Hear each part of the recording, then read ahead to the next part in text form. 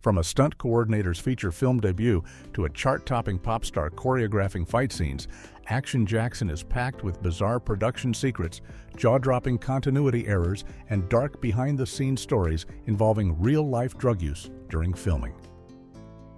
The movie that was supposed to launch Carl Weathers as an action franchise star instead became a cult classic with more weird trivia than actual sequels.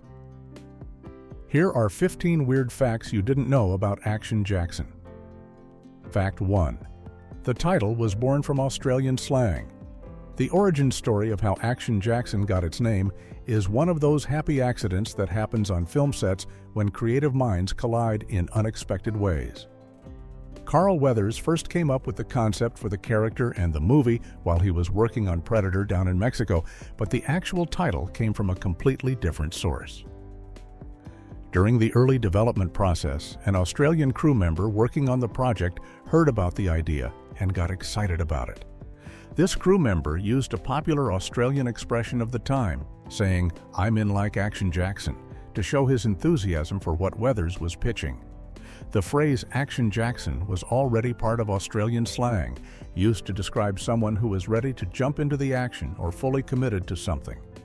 When Weathers heard this, Australians say the phrase, "something clicked." The name perfectly captured the essence of what he wanted the character to be. A larger-than-life action hero who was always ready to dive headfirst into danger. The title was catchy, memorable, and had a rhythm to it that just worked. It's interesting that such an American action movie got its title from Australian slang picked up on the set of an entirely different film. The phrase would eventually become synonymous with Carl Weathers' character, Sergeant Jericho Jackson, a Harvard-educated Detroit police sergeant who uses both brains and brawn to take down corrupt auto magnate Peter Delaplane. Without that enthusiastic Australian crew member and his colloquial expression, the movie might have ended up with a completely different and possibly less memorable title. Fact 2. Paula Abdul choreographed the action sequences. Before Paula Abdul became a household name as a pop superstar and later as a judge on American Idol, she was working behind the scenes in Hollywood as a choreographer, and Action Jackson was one of her early film projects. Abdul was hired specifically to work on the music choreography for the film, which might sound unusual for an action movie, but her job involved coordinating movement and rhythm in ways that translated well to fight sequences and action scenes. This was happening in 1988. The exact same year that Abdul launched her recording career with her debut album, Forever Your Girl, which would go on to become a massive commercial success. At the time of filming, she wasn't yet the famous entertainer that audiences would come to know through hits like Straight Up and Opposites Attract. She was still primarily known in industry circles as a talented choreographer who had worked with Janet Jackson and other performers. Her involvement in Action Jackson shows how interconnected the entertainment world can be, with someone working on action sequences one day and recording chart-topping pop songs the next. Abdul brought her understanding of body movement and spatial awareness to the film, helping to create fight scenes that had a certain flow and rhythm to them. It's one of those fascinating Hollywood connections that most people don't know about. That one of the biggest pop stars of the late 80s and 90s helped shape the action sequences in a Carl Weathers action movie. Her dual careers were literally launching simultaneously, making 1988 a pivotal year in her professional life. Fact 3. It was a Predator reunion to film action. Jackson ended up becoming an unexpected reunion for several key members of the Predator cast and crew, bringing together people who had worked on one of the biggest action films of the previous year. 3 actors from Predator appeared in Action Jackson. Carl Weathers naturally led the cast, but he was joined by Bill Duke and Sonny Landham, both of whom had played members of the elite military rescue team in the 1987 sci-fi action classic. Bill Duke, who played Mac in Predator, took on a different kind of role in Action Jackson, while Sonny Landham, who had been the tracker Billy Soul in Predator, also appeared in the film. But the connections didn't stop with the actors. Craig R. Baxley, who had worked as the stunt coordinator on Predator, was hired to make his feature film directorial debut with Action Jackson. Baxley had extensive experience coordinating action and stunts, having worked on numerous action films throughout the 80s, and Predator had been one of his most high-profile projects before stepping behind the camera as a director. This meant that the people making Action Jackson already had an established working relationship and understood how to create intense, physical action sequences together. The Predator connection gave the production a certain pedigree in the action genre, even though Action Jackson was a completely different type of movie, trading alien hunters in the jungle for corrupt businessmen in Detroit. It's the kind of behind-the-scenes connection that fans of 80s action movies find fascinating, seeing how these films were interconnected through cast and crew members who moved from one project to another. Fact 4. Vanity was using cocaine. During filming, one of the darkest and most troubling behind-the-scenes facts about Action Jackson involves actress Vanity, who played a significant role in the film as a heroin-addicted singer. In a painful case of life imitating art, Vanity later revealed in interviews and in her autobiography that she was secretly struggling with cocaine addiction during the entire production of the movie. She described herself as a real closet user, meaning she was hiding her drug use from most people on set while maintaining a professional appearance during filming. According to her own accounts, she would complete her scenes each day and then immediately use cocaine as soon as the shoot ended. The irony of playing a character battling heroin addiction while personally struggling with cocaine addiction was not lost on Vanity herself when she later reflected on this period of her life. This was happening during the late 80s, a time when cocaine use was unfortunately prevalent in Hollywood, but Vanity's addiction would eventually escalate to a life-threatening level.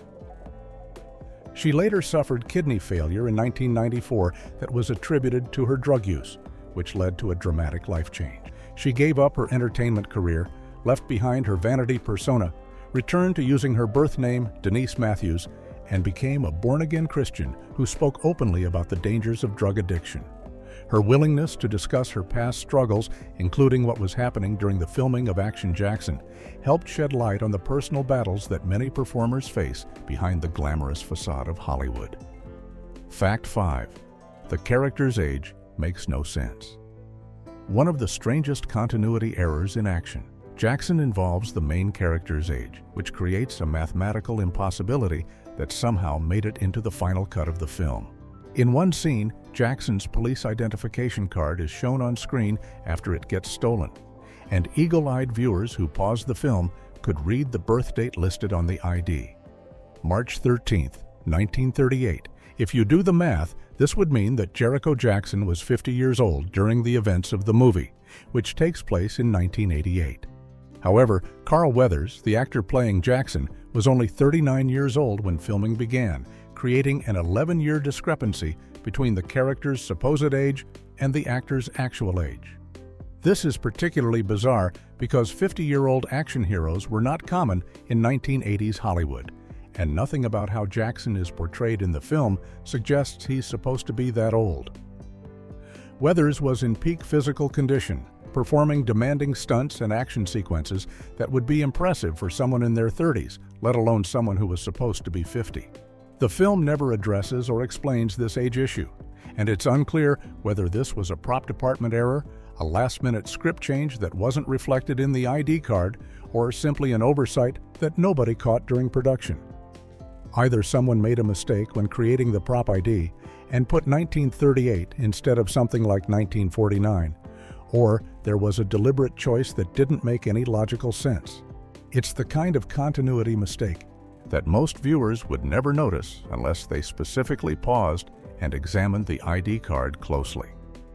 Fact 6. Sharon Stone had to audition repeatedly. Sharon Stone's involvement in Action Jackson came at an interesting point in her career before she became one of Hollywood's biggest stars, and the audition process revealed just how different the industry treated her back then. Despite the fact that Stone had already appeared in several films by 1988, including Total Recall, which she filmed around the same time, she was not yet considered a major star and didn't have the clout to simply be offered roles. For the part of Patrice Delaplane, the wife of the villainous auto magnate Peter Delaplane, Stone had to go through the standard audition process alongside many other actresses who were competing for the same role. She had to read for the part multiple times, proving herself to the director and producers just like any other working actress trying to land a job. This was years before Basic Instinct would turn her into an A-list star in 1992. So at this point in her career, she was still grinding and auditioning for supporting roles in action movies. What makes this particularly interesting is that the role she fought so hard to get ended up being a relatively small supporting part in the overall film. Patrice Delaplane doesn't have a huge amount of screen time compared to the main characters, yet Stone still had to prove she was the right choice for it. The fact that a future Academy Award nominee had to repeatedly audition for a minor role in an action movie shows how unpredictable Hollywood careers can be and how much can change in just a few years. Fact 7. They blew up a fake yacht. One of the most creative workarounds in Action Jackson came about because of budget limitations that forced the special effects team to get inventive with how they filmed one of the movie's big explosion sequences. The script called for a yacht to be blown up in spectacular fashion, which would normally require either destroying an actual yacht or building an expensive practical effect. However, the production simply didn't have enough money in the budget to destroy a real yacht, which would have cost tens of thousands of dollars, nor could they afford to build a detailed, full-scale replica. Instead, the crew came up with an ingenious solution that was much cheaper, but still looked impressive on camera. They created a life-size photograph of a yacht and mounted this massive picture onto a billboard. This billboard was then placed on a barge floating in the water, positioning it so that, from the camera's angle, it would look like an actual three-dimensional yacht sitting on the water. When it came time to film the explosion, they simply blew up the billboard instead of an actual boat. The explosion and fireball were real, which is what the camera primarily captures, and the brief glimpse of the yacht before it explodes was enough to sell the illusion to audiences. This kind of creative problem-solving was common in lower-budget action films of the era, where directors and effects teams had to figure out how to deliver big spectacle without big budgets. It's a testament to the ingenuity of practical effects artists who could create convincing action sequences using clever tricks and camera angles rather than expensive set pieces. Fact 8. Detroit was shot in Los Angeles. Despite being set in Detroit, Michigan, and having that location be crucial to the story, with the main villain being a corrupt Detroit auto industry executive and the hero being a Detroit police sergeant, Action Jackson was almost entirely filmed in Los Angeles, California. This wasn't the creative choice that anyone involved really wanted to make. According to interviews with Carl Weathers and others involved in the production, neither the star nor the filmmaking team wanted the movie set in Los Angeles, which was already the backdrop for countless action films. Detroit provided a grittier, more industrial setting that fit the story's themes about corruption in the American auto industry. However, financial limitations made shooting on location in Detroit essentially impossible for most of the production. The budget simply didn't allow for the cast and crew to relocate to Michigan for an extended shoot, nor could they afford to recreate detailed Detroit locations in a more controlled environment. Instead, they had to make Los Angeles stand in for Detroit throughout most of the film, using LA's streets, buildings, and locations, while trying to maintain the illusion that the action was taking place in the Motor City. The production did send a second unit crew to Detroit to capture some authentic footage of the city, establishing shots, street scenes, and other material that could be edited into the film to provide glimpses of the real location. But the main photography, including all the scenes with the principal actors, was shot in and around Los Angeles. This kind of geographic substitution was common in Hollywood productions trying to save money, though it often frustrated filmmakers who wanted more authenticity in their settings. Fact 9. The budget doubled mid-production. The financial story behind Action Jackson is a tale of a producer constantly fighting for more money while the studio tried to keep costs under control. When the film went into production, it had an initial budget of $7 million, which was relatively modest even by 1980s standards for an action movie with major stunts and special effects. However, producer Joel Silver who was known for his expensive action spectacles like Lethal Weapon and Die Hard, quickly realized that $7 million wasn't going to be enough to make the movie he envisioned. Silver began a campaign of persistently asking studio chairman Bernie Brillstein for additional funding, making repeated requests throughout the production. Brillstein, who controlled the purse strings at Lorimar Film Entertainment, eventually gave in to Silver's pleading and increased the budget. By the time filming wrapped, the movie had cost approximately $10 million, representing a roughly 43% increase from the original budget. But even this wasn't enough, according to Silver, who later stated that they actually needed $15 million to properly make the film he wanted. This meant that even with the budget increase, Action Jackson was still being made for $5 million less than what the producer believed was necessary. The constant budget negotiations and limitations affected various aspects of the production, from the decision to shoot in Los Angeles instead of Detroit to creative workarounds like the fake yacht explosion. Silver's reputation for going over budget on his action films was well established. But with Action Jackson, he was working with a studio that had less money to throw around than the major studios he would later work with regularly. Fact 10. Carl Weathers joked the stunts aged him. The physical demands of making action. Jackson took a serious toll on star Carl Weathers, who was 39 years old during production and performed many of his own stunts throughout the film.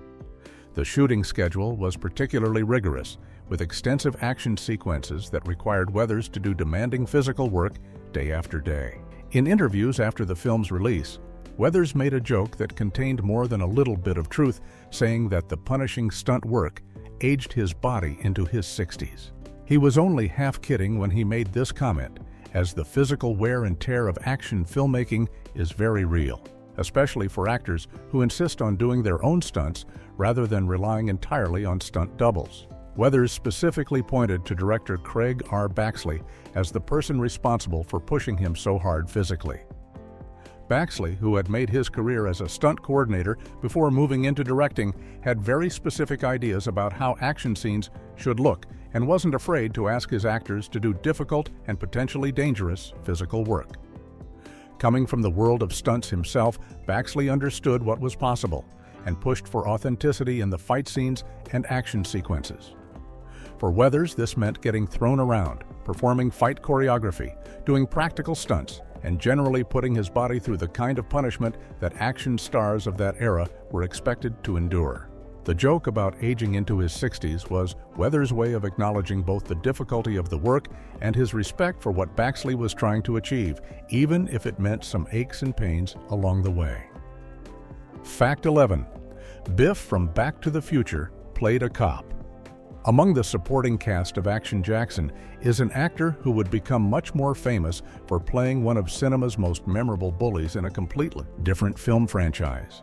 Thomas F. Wilson, who is best known for his role as Biff Tannen in the Back to the Future trilogy, appears in Action Jackson in a small but memorable role as Officer Kornblau, a uniformed police officer who likes to tell jokes.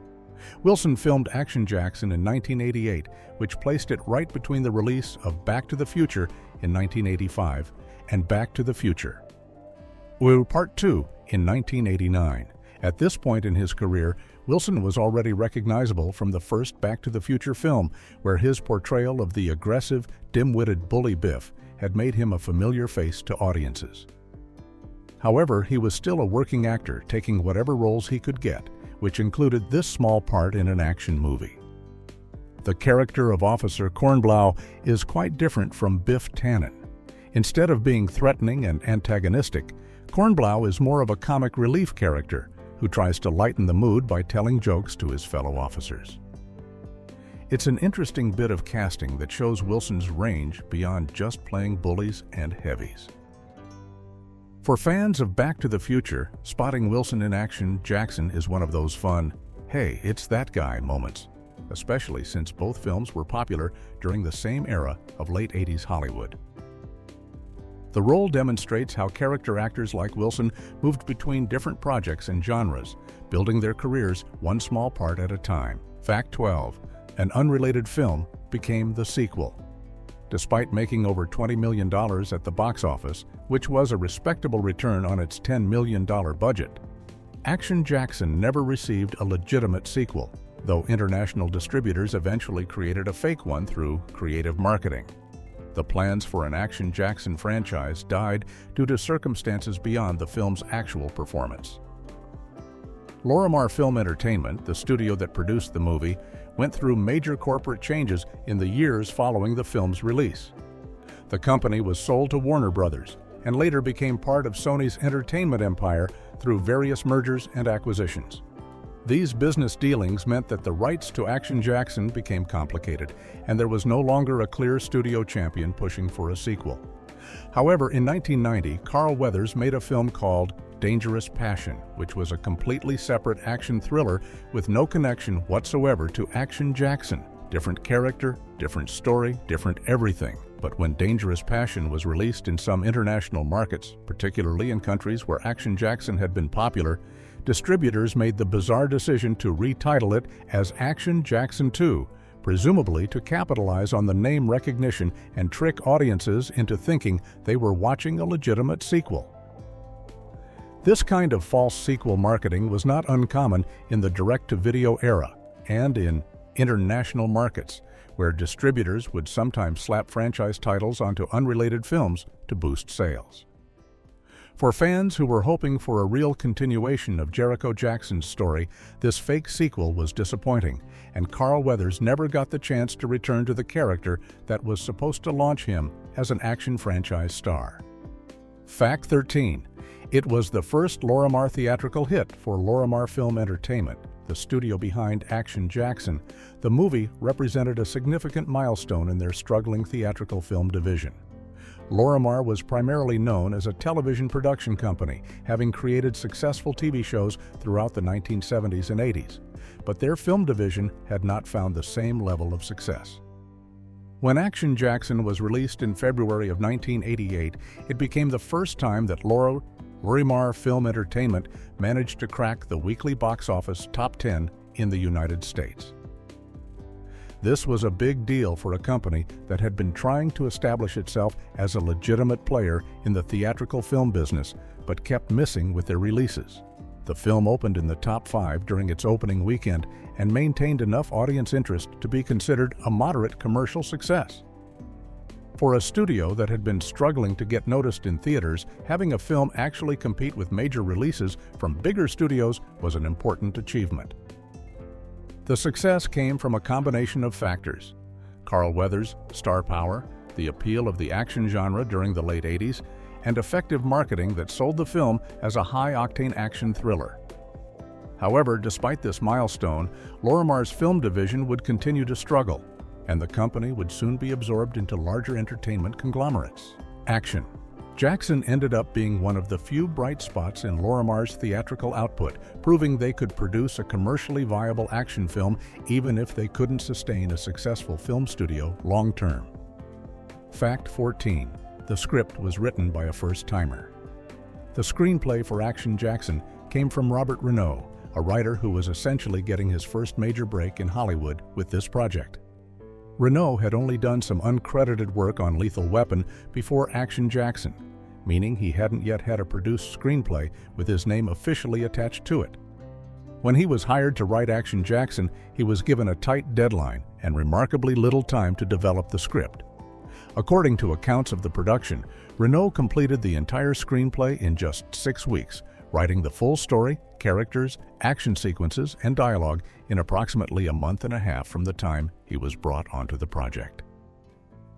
This incredibly fast turnaround was necessary because the production was on a tight schedule and needed a shooting script quickly. The speed at which Renault worked is particularly impressive, considering that the script had to include complex action sequences, character development for multiple roles, and a plot involving corporate corruption and police work. Writing a full feature film screenplay in 6 weeks would be considered extremely fast under any circumstances, but doing it for your first credited screenplay adds an extra level of pressure. The final script that made it to screen had all the elements that audiences expected from an 80s action movie: one-liners, elaborate stunts, a clearly defined villain, and a hero who could handle any situation. While Action Jackson wasn't necessarily praised for having a groundbreaking screenplay, Renault's ability to deliver a functional and entertaining action script on such a tight deadline demonstrated the kind of professional efficiency that Hollywood studios valued, especially for genre films. Fact 15. A real kick required multiple takes. One of the most painful moments in action. Jackson happened during a fight scene between Carl Weathers and actor Dennis Hayden, who played a henchman character named Shaker. The scene required Weathers to kick Hayden in the groin, which is a classic action movie move that usually looks more painful than it actually is thanks to careful choreography and camera angles. However, during the filming of this particular fight sequence, something went wrong with the choreography or the execution, and Weathers actually connected with a real kick to Hayden's groin. This was obviously extremely painful for Hayden, but what makes the story even more remarkable is what happened next. Director Craig R. Baxley, watching the take on the monitor, felt that the kick didn't look convincing enough on camera, despite the fact that it was completely real. Baxley told them they needed to do another take because it didn't appear realistic. At this point, Dennis Hayden, who was already doubled over in genuine pain from being kicked in the groin, looked up at the director and replied that if the kick got any more real than what just happened, he was going to cry. This comment perfectly captured the absurdity of the situation. Being told that a real, painful kick didn't look real enough for the camera. It's the kind of story that highlights both the physical dangers of action filmmaking and the sometimes unrealistic demands that directors place on actors and stunt performers to make action look good on screen.